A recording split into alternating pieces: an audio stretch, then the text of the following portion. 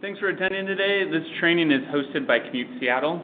We have recently expanded our contract with the City of Seattle to provide you, building transportation coordinators, support in meeting your TMP requirements for your building. We also look forward to working with you in the future and supporting you in providing building-level commute programs and amenities that make your property attractive to your tenants and in the broader marketplace. Today's training's purpose is to get you ready to conduct the required survey for your building. But first, I'm just going to talk a little bit about Commute Seattle and our work here in Seattle. Our mission here is to foster mobility partnerships and services to keep Seattle moving and thriving for all. Our vision is a more livable city, thriving in metro region, underwritten by broad community commitment to smart mobility choices. My name is Patrick Green. I'm a transportation specialist here at Commute Seattle. I'm going to hand it over to my colleague Kobe Zeifman, and he's going to talk a little bit more about what we're going to be doing today and what the need is. Okay, so just a quick rundown of what we're going to be presenting with. So why the survey? We're going to go over some of the survey processes and key dates, going through the survey communications and how to get in touch with your tenants and how best to communicate with your tenants. We're going to talk about respondent access methods, and then we're going to open it up to questions. So addressing that first question of why do we do this survey? So right now, Seattle is booming. We have more cranes anywhere else. We have more cranes than any major city in the U.S. right now. We have more cranes than New York and Boston combined. So the city is undergoing an incredible amount of growth. Downtown is running out of space to build. So these are all good things. Lots of growth in the economy. Things are moving. Things are expanding. But as we're expanding, there are challenges currently, and this is going to cause there to be future challenges. So just to give you an idea of some of the growth, from 2015 to 2016, Seattle added 20,000 residents. So Seattle is a very attractive place to be, very attractive market, and these population and economy booms are showing it. From 2010 to 2016, this is the fastest growth the region has seen, and it's even faster when Seattle was first put on the map from the Klondike Gold Rush. So this is a time of lots of growth, but with growth, there are challenges. So our city center, our downtown, we're adding all these jobs, we're adding all these people coming to the city, but there's only so much space on the roads. To give you an idea, the numbers from 2010 to 2016, we added 45,000 jobs. So we cannot have 45,000 cars coming into the city center. So when working with Commute Seattle, we're here to kind of work with companies, work with buildings, work with tenants to provide solutions of how to approach these challenges and these opportunities together. So we have been able to do that successfully. We've been able to work with our partners with employers, large employers in the downtown areas and the outlying areas of Seattle, and we've been able to work with our property managers to make this difference, to be a part of this difference. And it's because of our relationships with our employer partners, it's because of our relationships with our property managers and buildings that we have been able to work together collaboratively to see this success. So the number of people, if you look here, the number of people taking alternate forms of transportation is on the rise. And when you account for transit, from 2010 to 2016, you have more than 30,000 people that are now taking transit, be it the bus, the light rail, the sounder, the streetcar. So people are moving in this city in ways that are outside of just driving by themselves. And as I said before, this is in large part because of the work that companies and property managers and building owners have been able to, it's because of the collaborative work between Commute Seattle and all these different stakeholders that we as a city have been able to achieve as much as we've been able to achieve. So we had a 10-year goal set out in 2010 to have a drive alone rate of 35%. We met that goal in 6 years. So we have 30% of people driving alone into Seattle, into the downtown Seattle city center. That means there's 70% coming in some other way. So transit, taking van pools, biking, walking. And as you can see, back in 2000, that number was 50%. So we've been doing extremely well. We owe it very much in large part because of our relationship with these stakeholders and because of the buy-in from stakeholders. So thank you so much for being a part of this and for being able to join us as national leaders in this field. And part of the way that we're able to have this success and are able to share in these successes is because of the way that we've been able to collect data and know how people are commuting to work. And this is where our relationships with BTCs, Building Transportation Coordinators, such as yourselves, is so important. So as part of our relationship with the Washington State Department of Transportation and Seattle Department of Transportation, we are running a biennial survey in which we are asking employees how they get to work. And we use these results to base decisions on a larger scale for planning projects. Cool. So we're going to dive into a little bit more of the nitty-gritty about the survey. Why survey? First,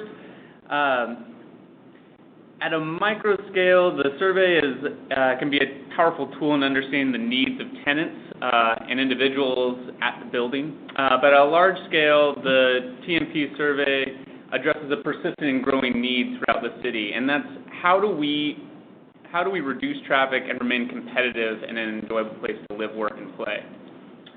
The survey process, just to give you an overview, is implemented by Commute Seattle. We are contracted with Seattle Department of Transportation to launch the survey. So Commute Seattle and SDOT are basically the two people that the two groups that you'll be connected with throughout the survey process. Once the survey is completed, it's sent to WashDOT for analysis, so they do play a small hand in actually administering the survey, but not as much as Commute Seattle and SDOT. Why survey buildings? At the time of that your building applied for the master use permit, a review of the project was performed, and it was determined there was an impact on the neighborhood's traffic. The proposed development would negatively impact traffic and parking of the neighborhood, and a transportation management program was required as a condition of the permit to mitigate the effect. Included in the TMP is a performance goal, typically a drive-alone rate that the building must meet. The city monitors performance towards your building's goal through a survey and your tenant commute patterns. The survey that we're going to be talking about today will measure your building's progress towards the goal and provides a snapshot of tenant commuter habits. The information is collected and can be used for the building to implement programs, infrastructure, as well as allow the city to know what's exactly happening in the city. So, what are the survey requirements? If you're curious about the survey requirements, the best source is the actual TMP permit. If you do not have that permit, please let us know. We have most of them on file, if not all, and if we do not have it, then we can connect you with SDOT and actually get the permit. In general, the survey will be conducted with permanent, temporary, contract employees, anyone with a minimum of 20 hours a week working at that building. But again, review the TMP process for your individual building to know who you need to survey. that way you don't survey more people than you need. Who not to survey? Commute trip reduction companies. So there are about 250, commute trip reduction or CTR companies in the city that we are already surveying at Commute Seattle. So you do not need to survey them. In your pre-survey form, we should have sent you a short list of the companies that we believe that are in your building. If you think that a company might be CTR affected, let us know. But again, we hopefully have already told you in your pre-survey form who is CTR affected, so you do not need to survey them. The survey period begins in October. We'll be surveying any Tuesday in October, and the last day that you can begin your survey is October 31st. So that means that since that it should be, and companies have, or buildings have 2 weeks to survey, so if you started your survey on October 31st, you'll be ending it on November 10th, and that is the day that all surveys should be completed. So in general, the survey uses the CTR Tool, which is a survey tool developed by WashDOT for the commute trip reduction law. It takes about 5 minutes to complete. It's a snapshot of commuter habits over the course of 1 week. So respondents will be surveying on the week prior to when they're completing the survey. 50% response rate is required of tenants. Less than 50% response rate means that the building transportation coordinator must be survey the building again. And surveys can be launched either online or with paper. We'll dive into paper surveys a little bit later, but one thing you need to know that it's a $500 additional administrative cost. And it is extremely tedious for the BTC to implement the survey and then make sure that all the paper surveys are completed. So we highly recommend using online surveys rather than paper. Just an overview of the survey process. Step 1, the TMP process begins with Commute Seattle letting you know when, asking you when you would like to survey. You provide us with a tenant list and give us the specific dates that you'd like to launch the survey, also whether you'd like to do it online or with paper. Commute Seattle gathers all this information in a pre-survey form, which is a Survey Monkey, and it should be completed by September 1st. Some people are running a little late, so we've extended it to September 8th, and hopefully we'll get them in before then. Step 2, Commute Seattle looks over the tenant list that was provided and confirms the total number of employees that will be surveying and how you wish to survey. We schedule it in the WashDOT tool and then send you administrative login and access to the survey tool.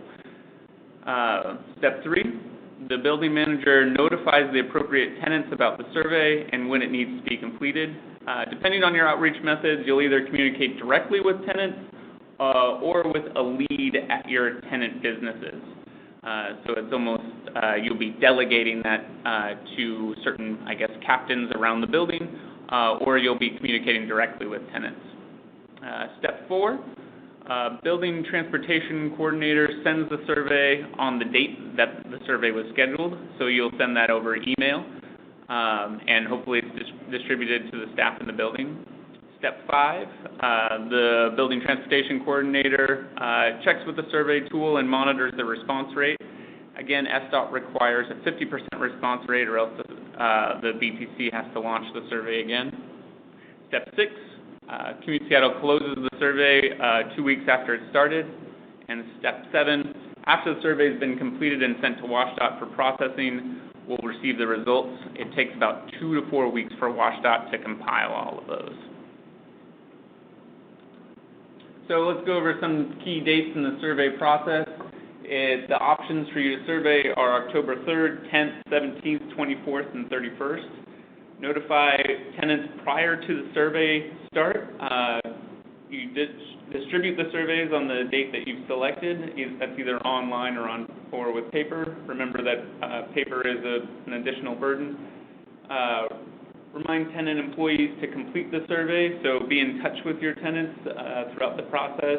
And then the deadline to complete the survey is 2 weeks after the start date. So we've developed some best practices for communicating with tenants and securing that 50% response rate. Plan the survey in advance. Make sure your tenants know that it's coming. We'll give you boilerplate communications to send out. This can be distributed to your delegates throughout the building, or you can send them yourself, but you can adapt them to your own process. Discuss the survey process and requirements with the tenants, so inform them that a minimum 50% needs to be reached in order to fulfill the requirements of the permit. And identify tenant contacts for a survey in case of questions and concerns. So make sure that you know the ins and outs of the survey and you can answer questions when you receive them. So again, notify tenants before it starts. The survey announcement should actually include instructions for completing the survey. It takes about 5 minutes. If you have any incentives that you want to give tenants in order to help, incentivize them to complete it, here's a good time to describe it. Contact information for you or the building, and then also the survey URL. So we'll give you that in the once we confirm your survey with you. And be sure to follow up with tenants throughout the survey process. At this point, I just wanted to ask, are there any questions either online or in the room?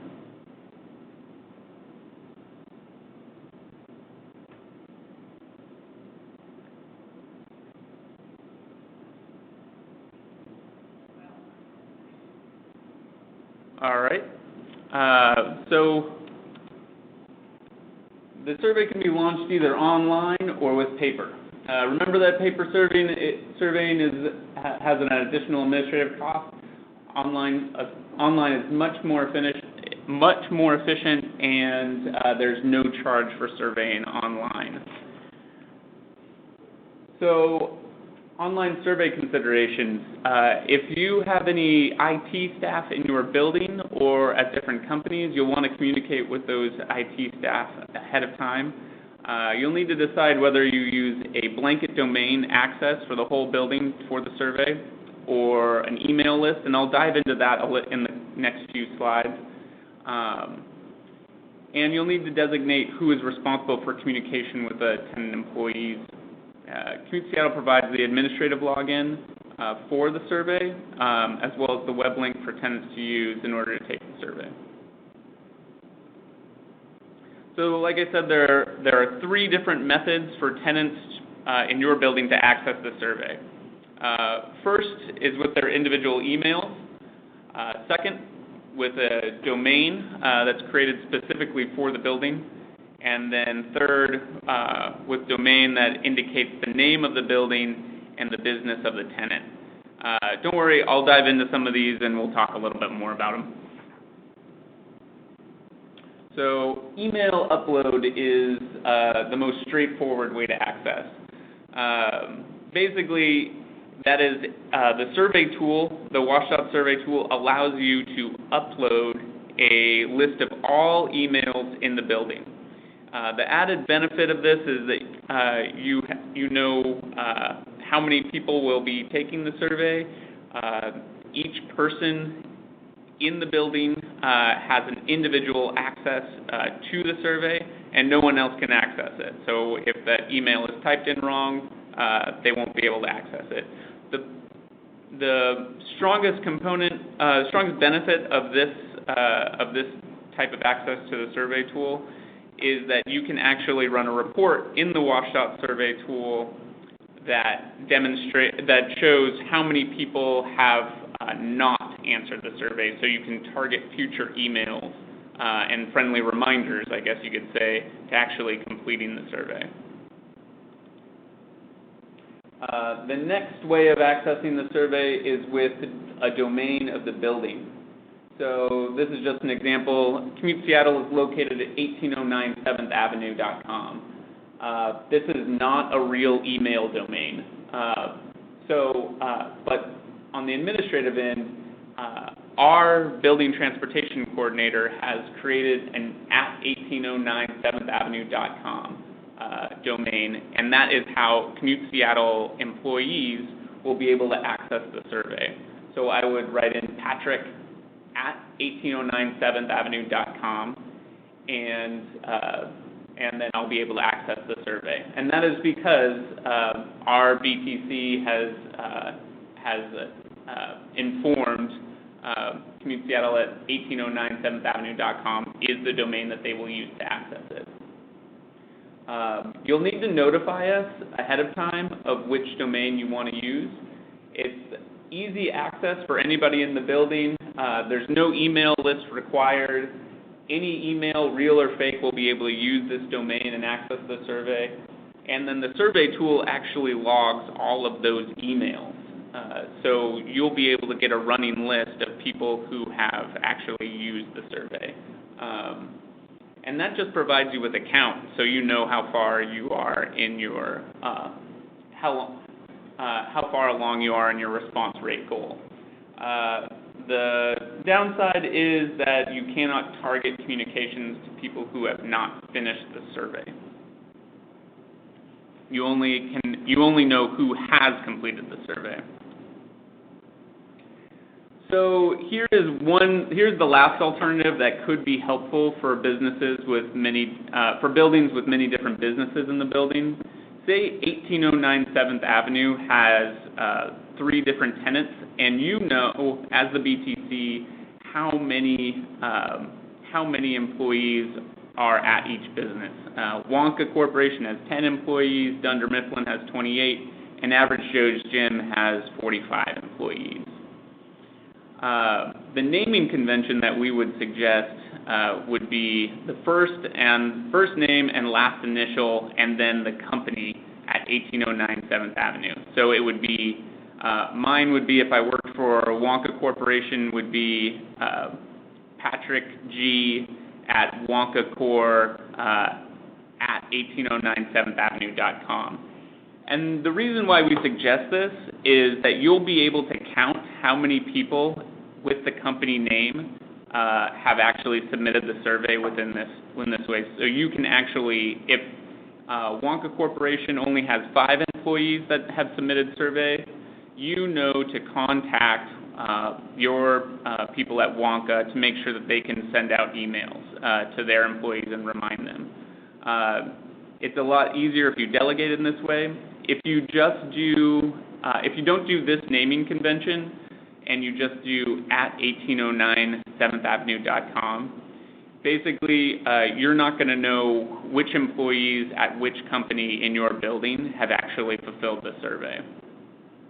This will not allow you to target your survey communications, so since it's not a real email, you won't be able to send people emails directly. And you actually will need to notify us ahead of time of what domain you'd like to use. We will, as a default, we will use the domain convention, which is the @ symbol, the building address, and the building address.com. If you want to use any other domain, you're just going to have to let us know ahead of time.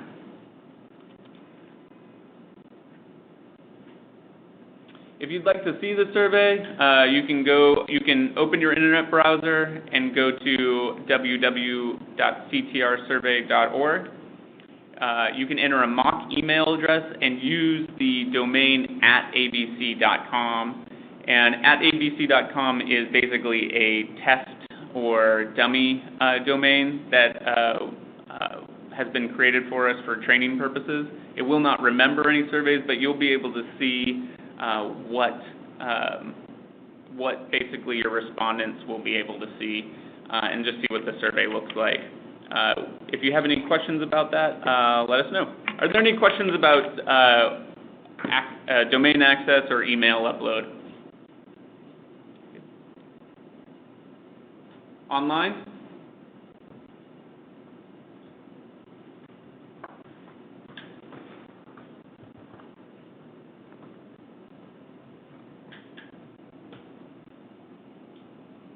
Okay, paper surveys. Paper surveys are basically a Scantron sheet. You might remember this from days in high school where this is how tests were taken. You might remember how finicky these tests could be. They had to be filled in completely with a number 2 pencil. They couldn't be bent, folded. There couldn't be stray marks, no stains, and that's basically because the Scantron couldn't be read by the machine. So if you're thinking about using paper surveys, please keep in mind that you will be in charge of making sure that the paper survey is complete.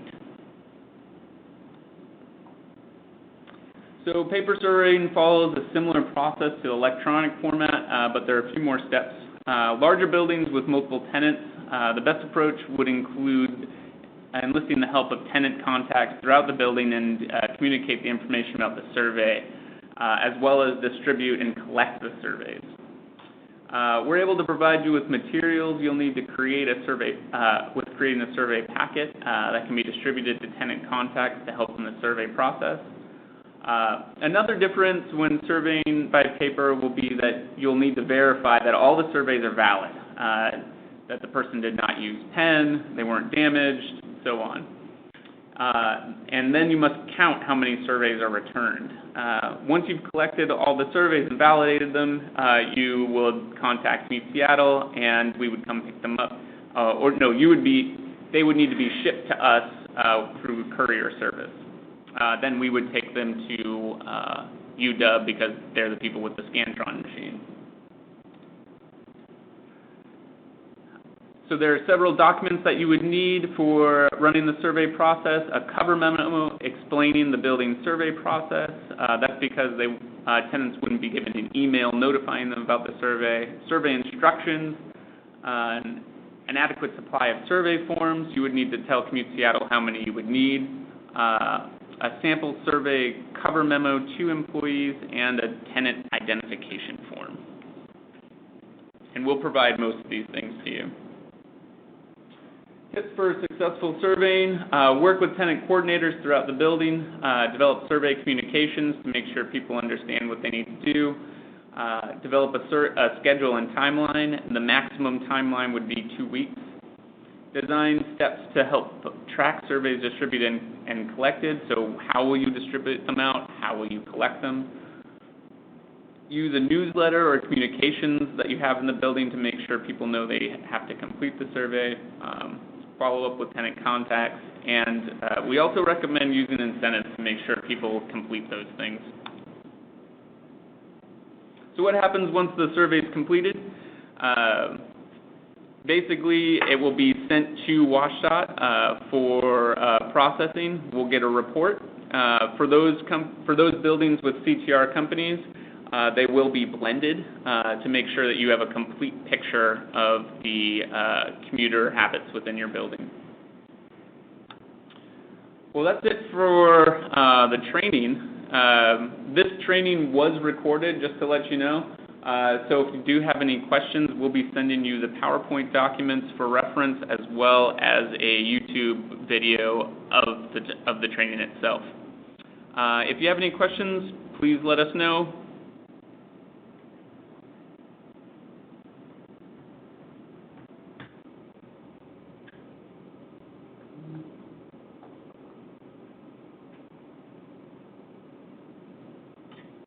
Okay, if there's no questions in the room or online, that'll be all. This is our contacts for buildings in South Lake Union, Belltown, Fremont, and Green Lake. I would be your contact. For South Seattle, First Hill, Inner Bay, International District, your contact is Billy. North Seattle and parts of downtown is Kobe. If you haven't been able to get in touch with us, please give it a shot. We're very responsive. So let us know if you have any questions. With that, I will end the recording and end the call. Thank you so much. Thank you.